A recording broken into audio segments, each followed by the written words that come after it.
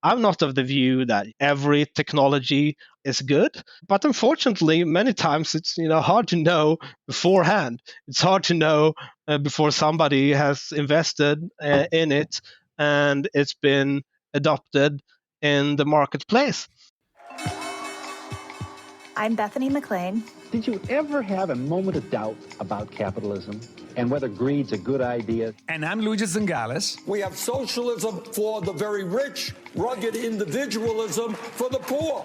And this is Capital Isn't, a podcast about what is working in capitalism. First of all, tell me, is there some society you know that doesn't run on greed? And most importantly, what isn't? We ought to do better by the people that get left behind. I don't think we should kill the capital system in the process. It can be so easy to take progress for granted. Air conditioning, refrigerators, life-saving drugs, the internet. We ever forget what a life would be without technological advancement. How much harder our lives could be. And I guess how much better our lives might be in the future if progress continues. This is, after all, one of the promises of capitalism. Progress unending, sort of. But is progress inevitable? Is it intrinsic to capitalism, or is something that can slow down or even end? And is that end coming sooner than we think? So one person who thinks we might be is Carl Benedict Frey, the author of the new book, How Progress Ends: Technology, Innovation, and the Fate of Nations. Wow, that's a big title. Carl's core message is deeply unsettling. Technological progress is not inevitable. It can stall, it can reverse, and often it does, not because we run out of ideas, but because our institutions stop letting those ideas transform society. At the heart of the book is a core tension. Decentralization fosters exploration and innovation, while centralized bureaucracies excel at exploitation, which means scaling and implementing technology at large scale. Frey applies this framework to many historical societies, i.e. Song China, the Dutch Republic, Victorian Britain, the Soviet Union, post-war Japan, and to modern economies, the US, Europe, and China, arguing that even today, today's leaders cannot assume technological breakthroughs, even like AI, will automatically translate into broader economic and social progress. And it's common these days to juxtapose the United States and China and say how great China is doing and how bad the United States is doing. Instead, Carl is saying that no, both the United States and China are heading towards stagnation, while in a very different way. Welcome to the show, Carl Frey, author of the new book, How Progress Ends. The core message of your book is a deeply unsettling one. It's that technological progress isn't inevitable. It can stall, it can reverse. And often it does, not because we run out of ideas, but because our institutions stop letting those ideas transform society. But I wanted to start with, especially today with concerns about AI, I think many people have become disillusioned with the idea that progress actually even is a good thing. So can we start out with you making the case for progress and why it is that we should be concerned about it ending? Well, in the end of the day, our living standards, material standards depend on it. Even politically, an economy that isn't growing over the long run eventually becomes a zero-sum game, in which the only way I can improve my standard of living is at the expense of somebody else. That doesn't strike me as a very healthy situation.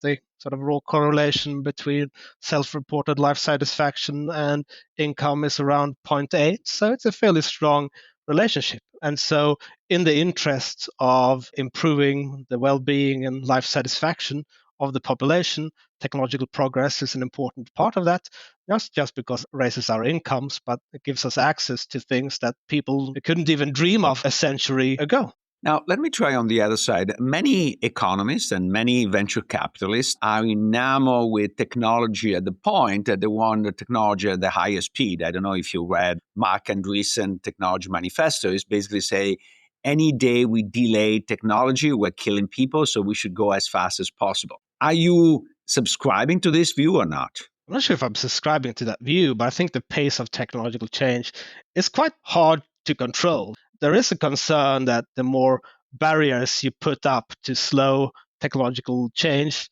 those barriers are not unlikely, I would say, to be captured by an incumbent that keeps those barriers in place for a long time. That said, I can certainly think of technologies I wish that we hadn't developed, the cotton gin being one example of that. So I'm not of the view that every technology out there is good, but unfortunately, many times it's hard to know beforehand. And I think, frankly, many people criticize OpenAI releasing ChatGPT into the world. And I can understand that many people do feel that it was premature. I don't think we would have much of a debate over AI regulation to begin with if that hadn't been the case. I don't believe that we will be able to specify a set of rules and regulations ex ante that will deal with any potential harm that AI could cause down the line. Like technological progress, institutional change is also a matter of trial and error. So, is your argument overall, despite the mistakes in the past that have come from perhaps moving forward too quickly and embracing new technologies too quickly, that the risk of not moving forward is higher than the risk of simply of moving forward? I do think that the risk of not moving forward right now is pretty high. One of the arguments I make in the book is that it's not just Europe and Britain that has a growth problem. There are many concerns that artificial intelligence will threaten democracy through misinformation. Some worry about existential threats. But I also think it's real risk that the technology, frankly, doesn't live up to the expectation. And maybe in part because institutions don't adjust. To me, it remains a puzzle that if you go back to the 90s and you take the web and the personal computer, I mean, these are astoundingly powerful technologies. And what do we get out of it? A decade streak of productivity growth, mostly confined to the United States, a decline in research productivity by most estimates, a decline in breakthrough innovation, as far as I can tell. I feel like we have to ask ourselves why that is. And I may not be been able to fully answer that question in the book, and so I plead guilty to that. But at least I hope it does inform the debate around that a little bit. No, it certainly does. So, at the heart of your book, there is a core tension between decentralization that fosters exploration and innovation and centralized bureaucracy that excel at exploitation and the scaling of technology. Can you give us a quick explanation of this tension and why it's so important that is at the heart of your book? In the early stages of the technology life cycle, you don't know whether what you do is going to be a success or not. If you're an investor, you don't know and what's going to catch on and what's not. And so you want to preferably invest in different technological trajectories. And so the Soviet Union was the most centralized economy we've seen so far. If you were an aircraft engineer in the Soviet Union and you wanted funding for your idea, you could go to the Red Army and ask for funding. If they declined, maybe you had 2 or 3 other options. If they declined, your idea would die with you. That's quite different to the US system where, Bessemer Venture famously declined to invest in Google back in 1999, and they probably regret it today. But it also illustrates that Google wasn't a safe bet at the time. AltaVista and Yahoo were dominating search, and so you need to invest to know if something will catch on, and you can invest in a broader range of projects in a more decentralized economy. But at some point, economies of scale do matter. And so without that, Ford would not have been able to produce the T4 at a sufficiently low cost for it to become the people's vehicle. And so both of these processes matter to technological development, but they're supported by quite different institutions, as I argue in the book. One of the fascinating things about your book is that you don't actually argue that either system is better. And you argue that right now, both China and the US, and it's often posited as one wins and the other loses, but you argue that both actually might be headed for a period of stagnation. Can you explain that for our listeners? Yeah, if you look around the world today, productivity growth has been rather disappointing. After a brief uptake in the US between roughly 95 and 2004, productivity growth has been disappointing. It's been disappointing in Europe, and it's even been disappointing in China, not least since the Great Recession, where by some estimates it's even turned into negative territory. And I think what US and China obviously has many differences, both in economic and political systems, but they do, I think, share a common feature in that more power is being centralized. And so in China, I think after the opening in the late 1970s, it's fair to say that much of the growth was facilitated by the fact that provincial governors had a large degree of autonomy, and so they could experiment with different institutions. The party retained a monopoly over promotion within the party system, and it set growth targets, and essentially governors would compete for positions inside the party on the basis of meeting growth targets. And since the 2010s, more power has been centralized in Beijing in particular.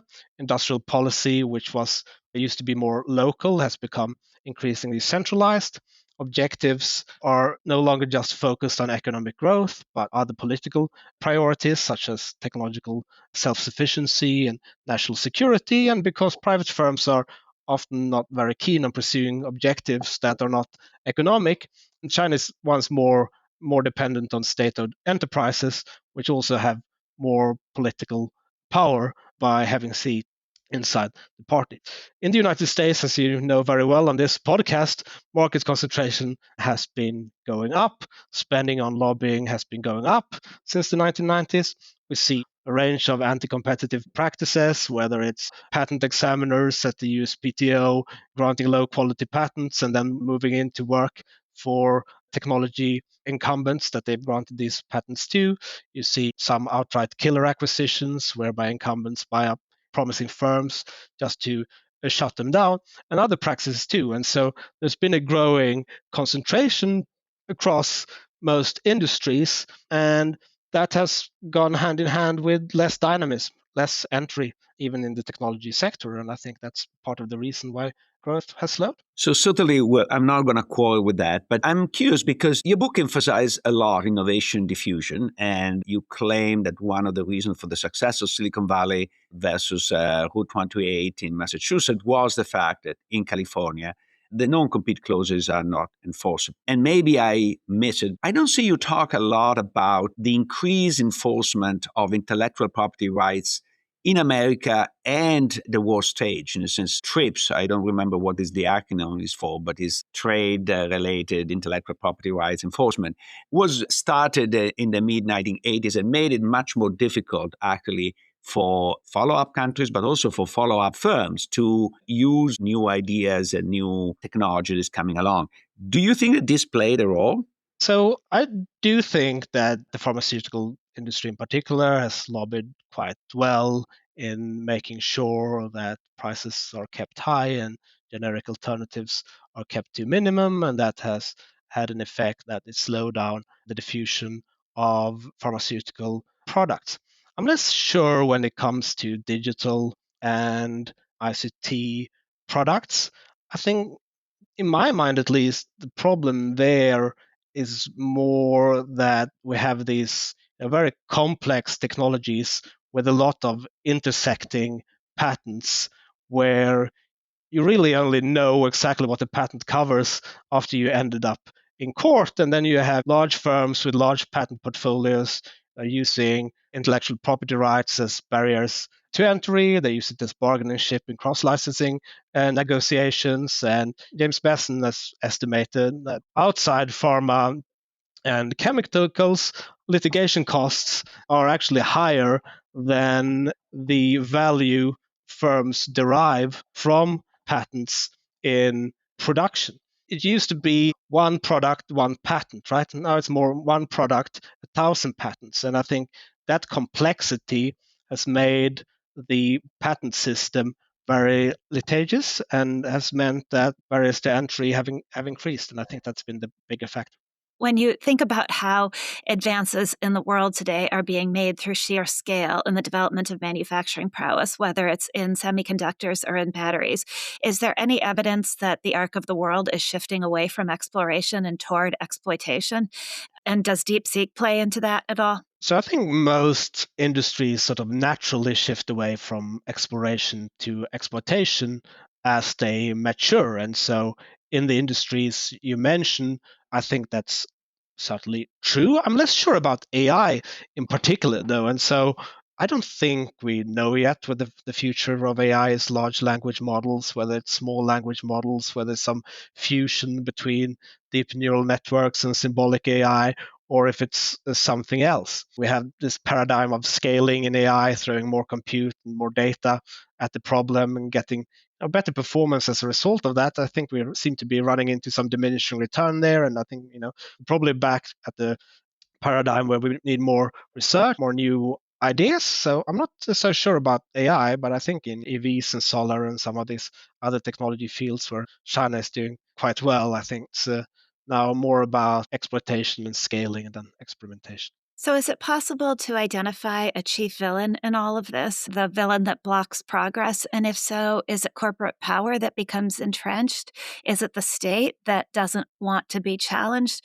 Or is the broader issue simply human nature, that if we can, we'll stop and preserve the world as it was rather than the world as it might be?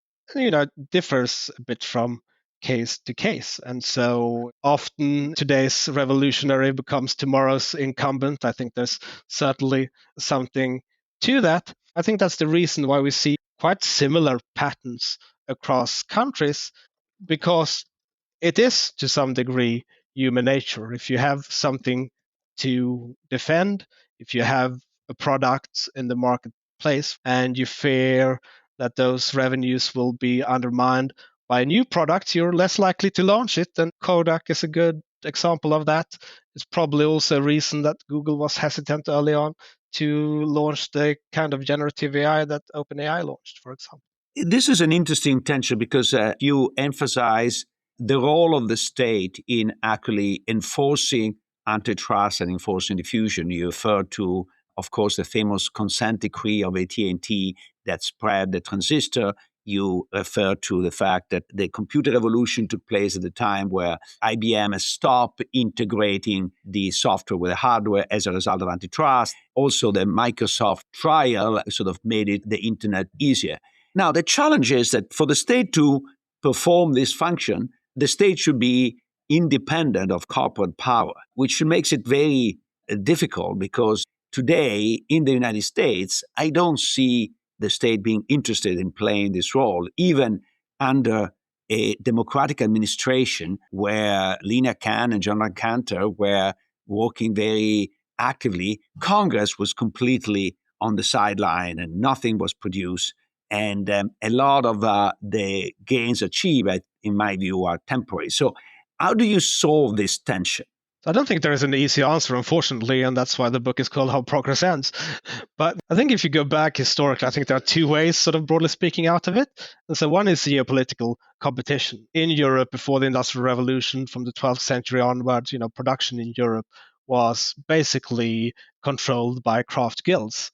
And I think one of the reasons that the first industrial revolution happens first in Britain is that their political clout is undercut in Britain first, partly because Parliament begins to underwrite acts and through the turnpikes that spurs market integration, that entails overriding the rights of select landowners as well. And that competition means that guilds which control the craft in their city are suddenly face competition from the outside. And then the state begins to clamp down on craft guilds more directly as well, because it realizes that British wages are quite high. And so for Britain to compete globally in trade, it needs to mechanize production.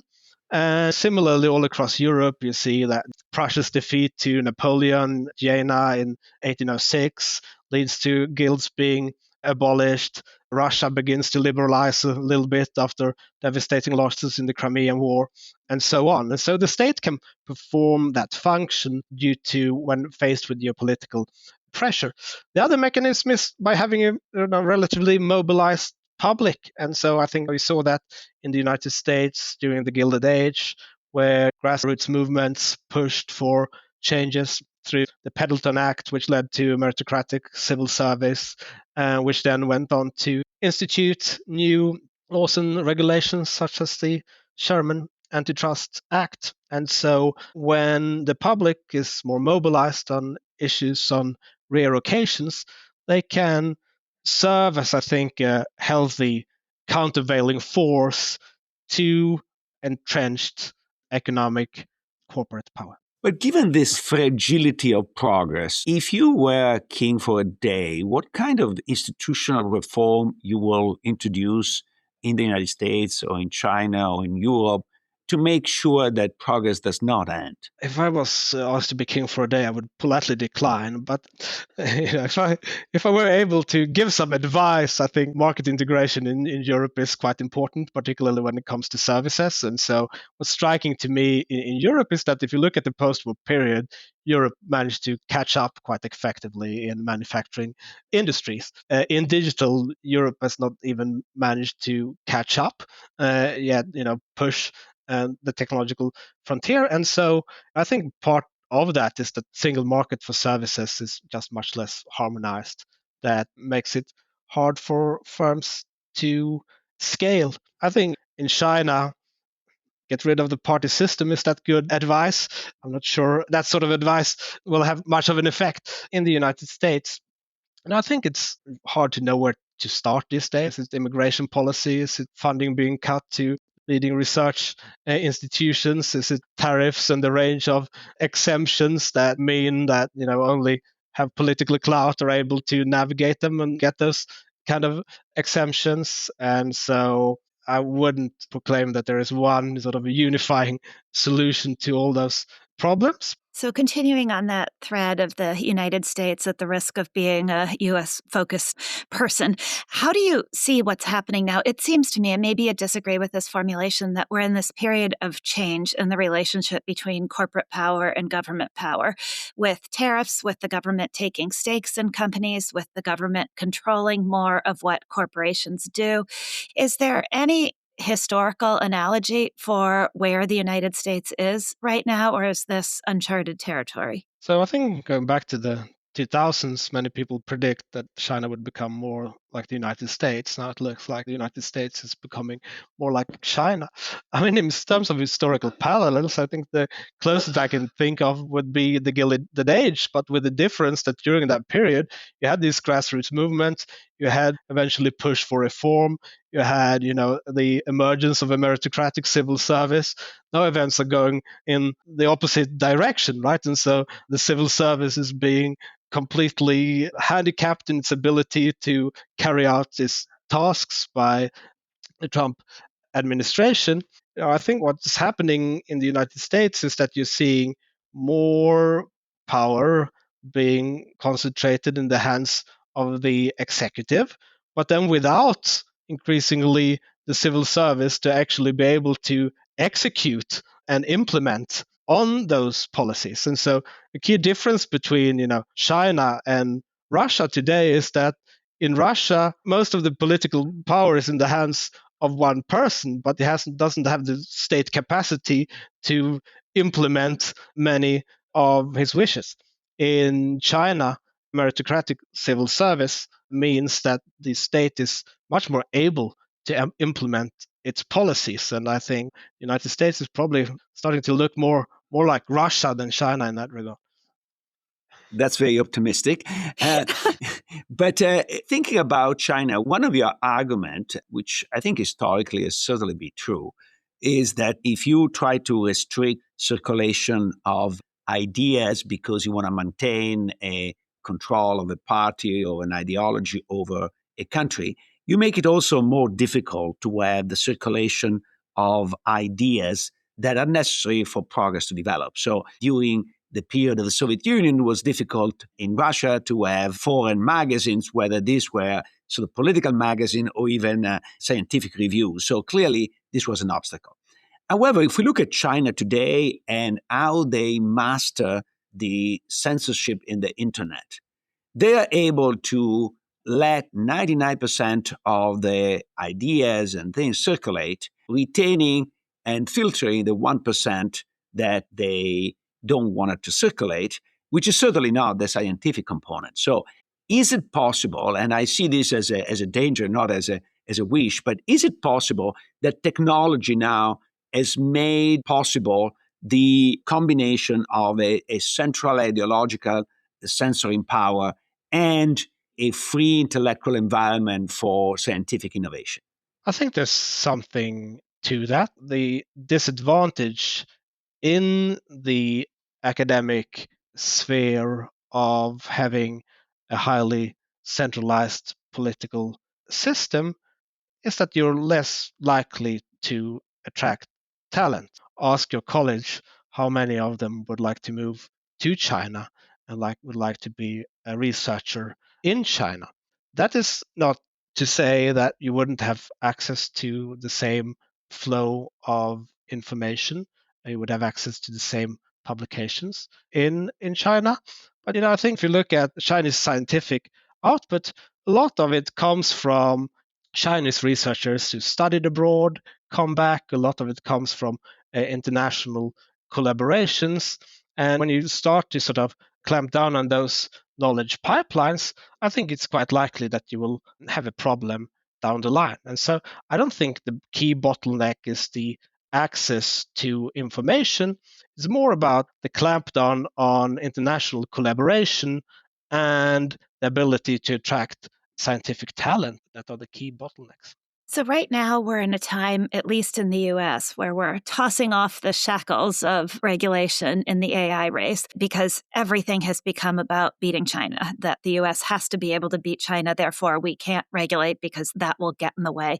Is it, with the historical parallels you've seen in your book, is it that clear cut that a huge government push to win and to beat China and toss off these shackles of regulation will lead to innovation? Or is there a possibility that that does the opposite? It's certainly a possibility that it does the opposite. And so it's quite striking to see at the moment how China is openly embracing open source AI, how those models are gaining market share all around the world, and how that might actually undercut proprietary models, which may not be able to turn a profit because of that competition. And so it's not just a matter of national regulation. It seems that the American tech industry has made one big bet at the moment on proprietary large language models. China, out of necessity and being behind, opted for open weights. And so far, that seems to have been a good bet. But as I mentioned earlier, we don't know really what the future of AI looks like. It may well be that we need new ideas. And the question is then which system is best placed to deliver that. Right now, it's far from clear to me. John LeCun recently left Meta. He's now setting up his startup in France. And so I don't think America can take for granted that it will lead in artificial intelligence just because it's saying that we're not going to regulate artificial intelligence. At the same time, I don't think that the EU AI Act, those European approaches to regulation, have no bearing on innovation. I think, by most estimates, the GDPR has been harmful to smaller firms. In particular, larger firms have found it easier to offset compliance costs by capturing a larger share of the market. And, AI regulation could do the same. So your book was largely written before the election of President Trump, and you were pessimistic about the future of the United States even before the election of Donald Trump. So to what extent, not just his election, but his behavior in the first year in office made things worse? And is there any sort of positive sign that we say maybe is not as bad as we think? So, to the extent that I pay attention to current events, I struggle to find any positive signs at the moment, I have to tell you. So, we mentioned earlier growing markets concentration across industries. And you could say, at least previously, that, well, you have still competition from other players in other countries. But now with trade barriers on the rise, that is no longer true either. In addition to this, you have this system of exemptions, which is easier for politically connected firms to navigate. That is probably going to have some impact on the kind of managers that are being hired as well. We now have a lot of tech CEOs in Silicon Valley. If the future of these businesses is politics, well, you're going to get a different set of managers running those companies too, and it's going to be managers that are skilled at politics. So it's probably going to have some spillovers there.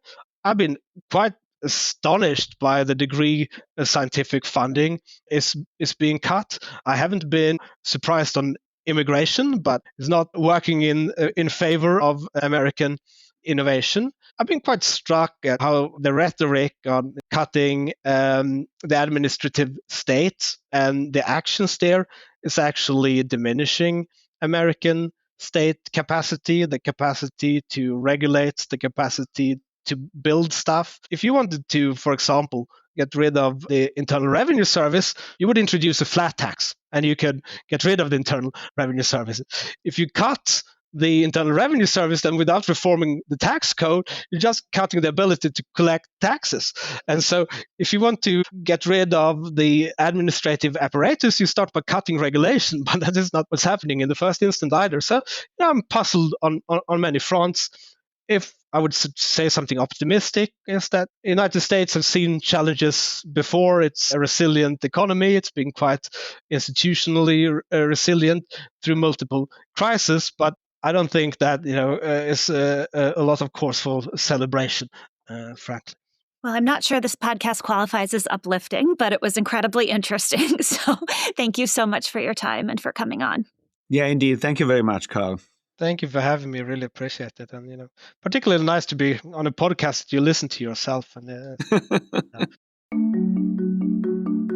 If you're enjoying the discussions we're having on this program, there's another University of Chicago Podcast Network show you should check out. It's called The Pie.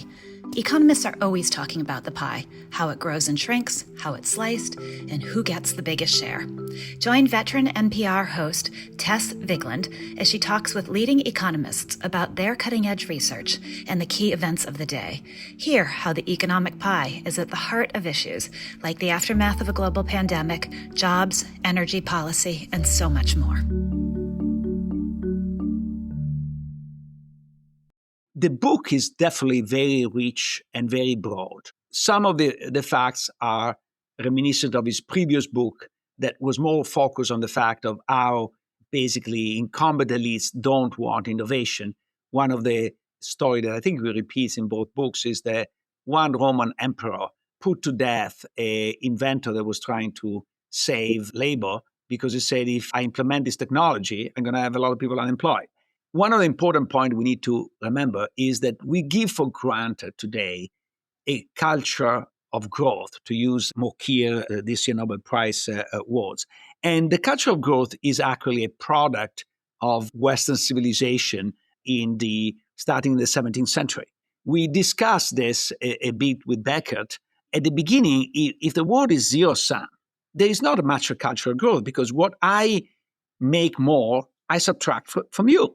I think that at some point, the Western nation first started to steal so much from the rest of the world that grew very much. But after that, the scientific revolution really increased the size of the pie and made all of a sudden possible to be much better off. And we give for granted that capitalism, scientific revolution, and progress go hand in hand. But this is not obvious. And we have seen countries slow down. We're seeing my own country of origin not growing productivity for 25 years in a row. So it is possible to stagnate. And it's not that easy to restart progress when you are in that equilibrium. What do you make of the argument that we should be putting conventional notions of progress aside? Because humanity has a lot, at least particularly people at the top end have a lot. And can our world tolerate continued growth if it means continued seizure of the world's natural resources? Do we all have to stop prioritizing growth in the way that we have in the past? Or do you? Or maybe a better question is: do you equate growth and progress? Can you have progress without growth? Can you have one without the other? I would say you can have both without consuming more resources. You can consume less resources. I think progress, it could be to produce the same quantity with much less input. Yeah. And also progress is the creation of intangibles that are not necessarily finite, that don't consume resources. Think about new philosophy or new religions or new poetry. I think that they don't necessarily consume resources, but they do benefit humankind. But in the traditional economist view, don't we equate progress and growth? In other words, is there a society that economists believe has made progress that has not shown growth? Do we need new measurements? A new measurement will definitely help. But even with traditional measurement, we value a lot of intangibles. If you go to the theater in New York, you pay a lot of money to go to the theater. That is GDP, but has not produced any tangible thing, but is growth in some sense. Unless you show up by yourself and get a single seat at the last minute, and then you don't pay as much. That's a new trick I've just discovered. It's very exciting. Anyway, but that aside. So one thing I was thinking about actually is that after our conversation we had with Danny Roderick, who pointed out the immense progress that China made on green energy due to the structure of its society, does that challenge Carl Frey's view of the world? In other words, does whole-scale exploitation become exploration at some point, given that so many of the advances in green energy are being made by China? I don't know. I'm struggling to reconcile those two views, i.e. one, Roderick's view that China is the one that has made most of the breakthroughs on the green energy front because basically of this massive state-driven move, with his view, with Carl Frey's view that what China excels at is exploitation rather than exploration. I think we should bring a China expert to the show because it's very difficult to really understand what's going on in China. Yeah. Some people, actually most people, have a very ideological view, either one way or another. So either they say that China is only able to copy and is not able to do anything, etc. I think that view is false. For example, and now the self-riding car, I'm told, I'm not an expert, I'm told that the Chinese model is much more efficient than the one that Elon Musk invented. And in part of it is because they started with a different technology, but they had enormous return to scale in that technology. So now it's much cheaper. Yeah. So, I think yeah. there are examples like that suggest that that Carl Frey might be underestimating China. I think so. I think that he's underestimating China. Now, I think the question that I was trying to get with him, which is, to me, the fundamental question, is historically, there is no doubt that scientific innovation and intellectual freedom went hand in hand. Yes, we had a little spurt of technology innovation in the Soviet Union at a particular moment, mostly military, but by and large was very difficult. And part of it is because if you censor, like in the old Soviet Union, was censoring all material written in English, it was very difficult to have a bureaucracy able to sort out whether the material was a political pamphlet or a scientific journal. Okay? Today is a piece of cake. With AI, you can automatically sort so that everything that is you are more technologically oriented can filter through, and everything that is vaguely politically oriented can be blocked. In China, they even learn how to block satire. So they know that Xi Jinping is equated to Winnie the Pooh. So anything that has anything to do with Winnie the Pooh is censored in China, no question asked. So this ability to sort out, unfortunately, because I would like to believe that the only way to achieve progress is to be free, might separate the two. And if they separate the two, then many of the things he's saying might not apply. Yeah. I think that might get at the fundamental issue we both have, that his book might be a wonderful history of the world as it was, but may not be a predictor of the world as it is going forward. Yeah, I think you summarize it perfectly. I love Frey's framework, but I think that people don't even understand how progress comes about or how ideas come about. It's amorphous. And let me just give you an example. In the run-up to the pandemic, everyone said it was utterly critical for people to have spaces where accidental congregation could take place because human interaction was the key to progress and to ideas becoming reality. And when the pandemic hit, all the companies that had been previously talking about how important their workplaces were suddenly we said, it doesn't matter. We can continue to do all of the work we ever did without people getting together. And now we're back to that we need to get people together thing again. But I think what that suggests to me is that no one really knows, right? And some of this is a matter of belief. I like the idea that you need people to get together in order to create progress, that you need those happenstance moments, because I like humanity and I like the idea of people interacting with other people. I don't like the idea of all of us being separate little atoms, but I admit that I'm biased. I bring my bias to that argument, and I'm not sure anybody actually knows. What do you think, Luigi?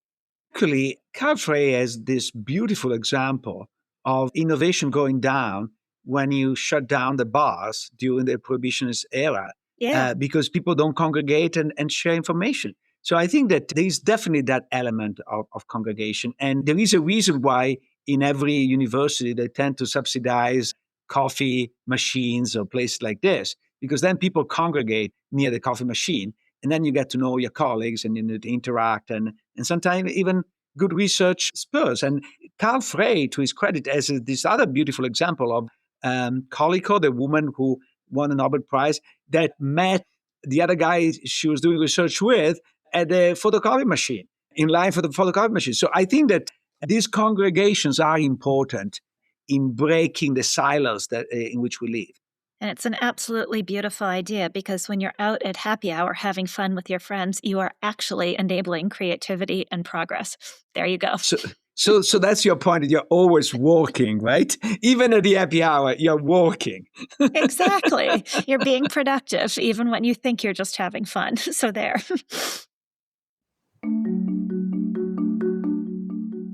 Capitalism is a podcast from the University of Chicago Podcast Network and the Stiegler Center in collaboration with the Chicago Booth Review.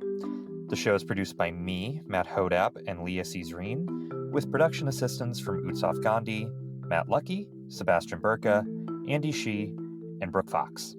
Don't forget to subscribe and leave a review wherever you get your podcasts. And if you'd like to take our conversation further, also check out promarket.org, a publication of the Stiegler Center, and subscribe to our newsletter. Sign up at chicagobooth.edu/Stiegler to discover exciting new content, events, and insights. We hope you'll join our community, again at chicagobooth.edu/Stiegler.